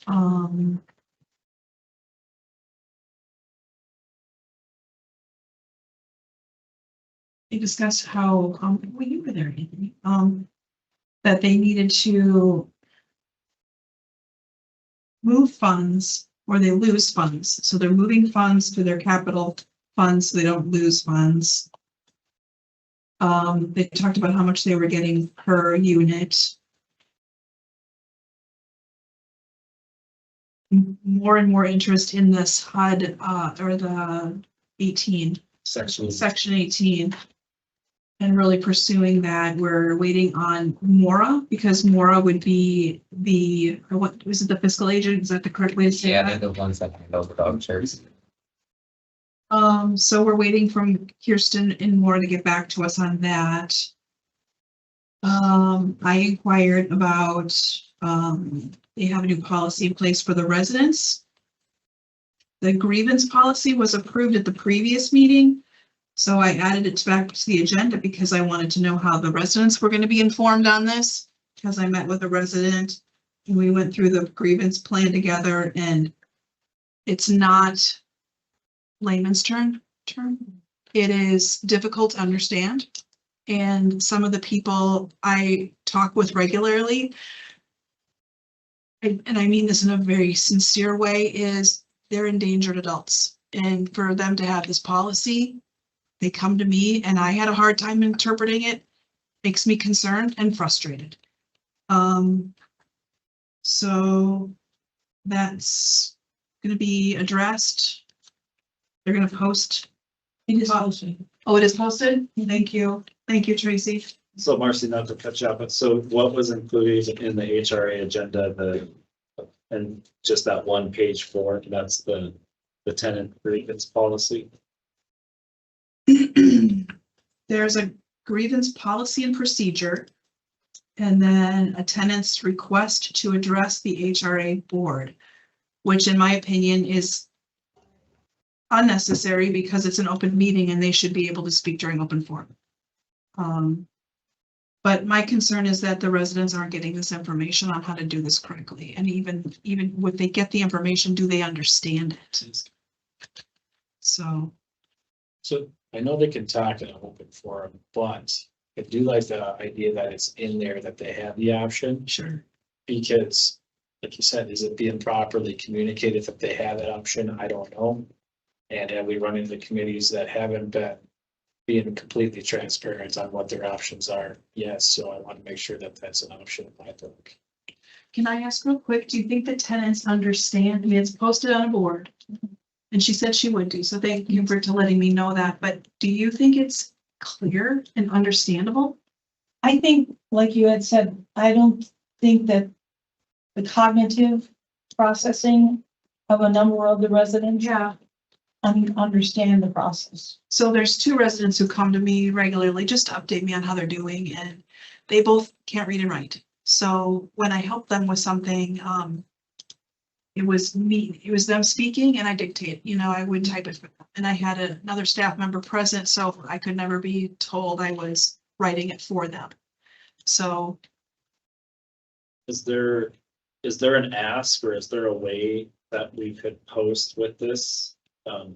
Again, I understand the HRA is separate from the city, but your number doesn't even have to say your name, but is there a go-between person that we could have for residents? That Well, it's maybe if supposed to be the management company is supposed to be the go-between. Okay. I would love to see HRA at that facility on a regular basis, whether it's quarterly, because you're our only voice. And I think it's important that they know they can be heard, because right now they feel as though they can't even attend these meetings. So I would love to mend that bridge of opening the communication from the residents to the actual committee. Why isn't the committee already opening up that line of communication? That was, so when this grievance policy came forward early this winter, it was kind of a boilerplate grievance policy because we didn't have one at that point in time. When it was brought forward, I immediately was like, I don't like this. These people are residents of the city of Pine City. They need to be able to come forward to the HRA board if they have complaints, and if we can help them, I think we should be listening to them. So that's kind of where that started and why we got that added back in there. And I don't know if prior to that, if it was just kind of handled previously when we had our on-site director. I think she just kind of took care of things back in the 2019, 2020, those kind of times. But then since we've had consultants in, or the firms that are property management firms, they wasn't comfortable with their first their grievance policy. So we kind of attacked that a little bit. There was a subcommittee of the HRA that met and drafted what we have now. Not saying it's perfect, but I think it's something that we can fine tune. I agree. So it's really right now for them to go to the HRA, or the HRA is being present in their. It's currently in place that if they want to come to the HRA and air complaints or issues to the HRA, that they are absolutely 100% allowed to. I think we need to appoint an advocate for these people. I think that could be either one of us committee members, or I'm not on the committee, but I mean, one of the committee members that could be on that form that they're requesting an advocate to help them. And if that's the case, then somebody needs to find them, somebody that can relay their feelings if they can't do it themselves. Took the words right out of my mouth. Because there's a genuine. I'm sorry, Dan.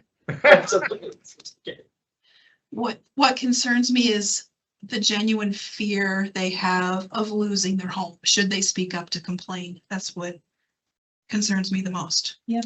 And that's where I think that Thank you for being here. advocacy person could be so important, because if it can be, in my opinion, somebody that is not on the committee, somebody who is more in a neutral position, the result could probably be better. And there's no more anxiety inducing feeling than if you're worried about your house. And just because it's not a top of the mind thing, it's always in there. It's always, I mean, that's an awful place to be. Do I dare say it has been used as a threat as well? So. Is that? I want to get too much into. Right. Yeah, I support not the governing body there, but I would highly encourage. I'm going to take this to our next HRA meeting and see. I wonder if there's even something that we could partner with the social worker at the county or just someone that's outside and is more familiar with these kind of. Just to make council aware, I did loop the sheriff in months back because I didn't see anything being done and I took it as residents being threatened. And so Sheriff Nelson and I have spoken about this and he's aware of this as well. Well, there may be community organizations such as Lakes and Pines or such as Family Pathways that may have some sort of resident advocacy position. I don't know, but I'm a strong proponent for a neutral voice to help folks. When is our contract up with them? 3 years. In 3 years. We got 3 years to go. Is that what you're saying? Yes. Do we have a call-in time? Say we want to change that contract or amend that contract. Do we have is there a time frame we have It was to? just voted on. It was just voted on. I know. End of last but year. Is there a provision in there that you can recall that document or whatever? I'd have to look into it, but I would hope so, but I don't know.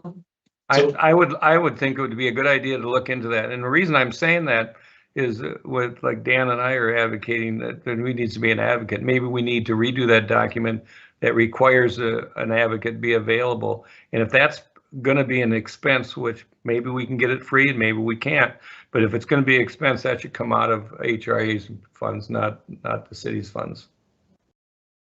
But that would give an avenue for them to go and if that avenue advocate was available and there was no charge to the resident, that would be easy for them to take advantage of.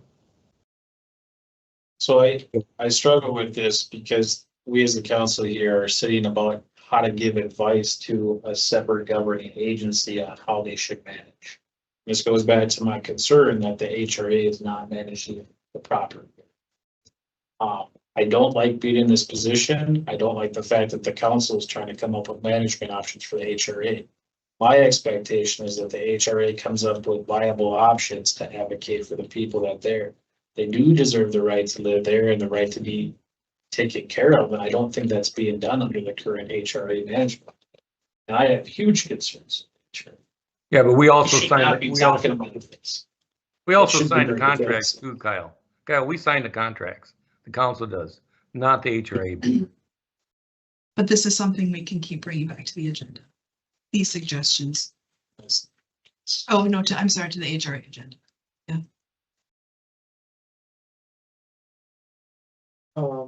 Snicker for post meeting. I was able to attend that. Very short meeting. Seems as though some tribal entities are now getting involved with some cultural heritage sites. So things are kind of pumping the brakes a little bit while we do the Minnesota Historical Society and the tribal organizations that are working to find next steps moving forward. So And no next meeting was planned, right? next meeting is.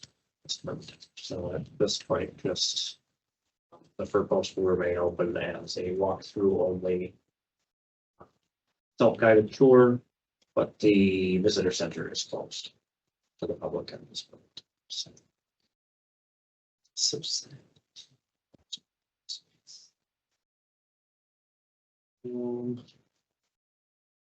Any Work session planning, any, somebody there? Just we'll have the feedback call together tomorrow night for special meeting. Nothing for a mayor's report tonight. Any council concerns? I have a council thought. I'd like to thank staff for how they did with the snow plowing over the weekend. I thought it was amazing. I pulled out on my road and it was completely cleared. I think it was the first blacktop I saw in the county. It might still be. So I really appreciate what you guys did. Did a wonderful job up there. I have that on my shout outs too. And the other one that I had was, and also knowing that we were short staffed, and Yes, we were. it was amazing. I saw a truck out with a front wing plow and the belly plow going at the same time and I had shut it to. It's fantastic. Now, you noticed that they were out what time this morning? Was it 2 or 3? 3:00 this morning too, not knowing how much we would have. They were out at 3:00 this morning. So. I had them on at 3 on. Yeah. Sleeping on the. And then next week we'll start street sweeping. Isn't that crazy? And then the other shout out I wanted to give was to Marcy and your staff, specifically about the S&P rating. I know that maybe a lot of people that aren't involved in the financial world don't understand what that rating is and how hard it is to move that needle. And for us to move as a city from is negative to neutral is gigantic. Stable. So not, yeah, Stable, we stable. moved us to stable. Uh, We'll have the letter on the next agenda. Well, we just got the letter. Yeah, so we'll add that to the next agenda. So that's a huge culture piece that is, I can't say how impressed and how happy I am for everybody's efforts because that's gigantic. That really puts the city in a good position. And thanks for changing the culture. Thank you. Any other council concerns? Here, none. Would someone like to make a motion to adjourn? So moved. Second. Motion by Dan, second by Kyle. Any further discussion? Hearing none, we'll proceed to the roll call vote. Dan. Aye. Kyle. Aye. Dave. Aye. And I will also vote yes, that motion carries. Thank you, everyone. you. Thank you. Thanks, Brad. See you later, guys. Bye, Dave. Bye, Dave. Bye. Take care. See you